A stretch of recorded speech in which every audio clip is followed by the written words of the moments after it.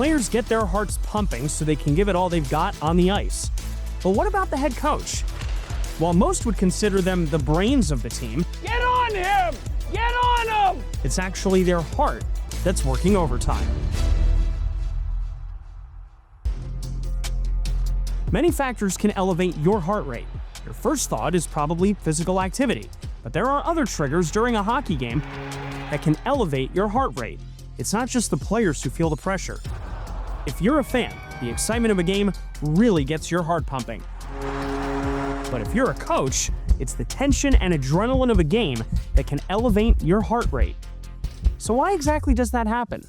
When we engage in intense physical activity, such as playing hockey, our heart senses signals from our muscles and nervous system. This lets the heart know that our muscles need oxygen and energy so they can perform at their best. Just like a great team player, the heart responds by beating faster and harder to meet the body's needs. When we are stressed, things work a bit differently. The signal to the heart is not coming from our muscles, but from our brain. During moments of stress, our brain triggers a fight or flight response.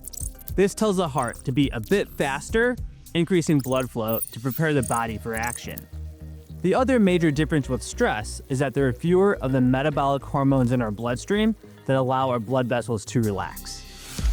Now, a coach isn't skating around the ice, so they don't have the same physical exertion the players do.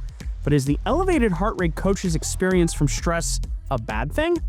So it may sound like stress as a trigger is a bad thing. That's not entirely true, especially for an NHL coach. Let's be physical. Just like the players, an increase in heart rate actually helps a coach be at his best. Oh, right off the shoulder. The increased blood flow helps a coach's mind be on high alert, perceiving everything that is happening throughout the game, Oh, you had a 2-on-1. analyzing what's working and what's not, But I think you have the down and in without rolling middle. making quick decisions and the necessary adjustments, and putting the team in a position to win.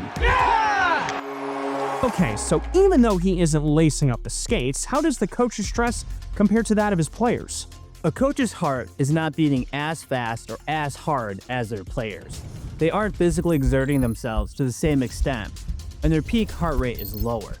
That doesn't mean, however, that a coach's heart isn't working just as hard during a game.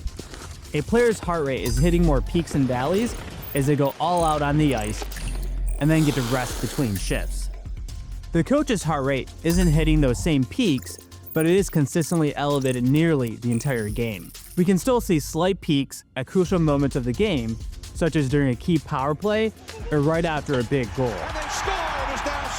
But overall, a coach's elevated heart rate remains consistent. Their heart doesn't get a break. We need to be better this period. Let's go.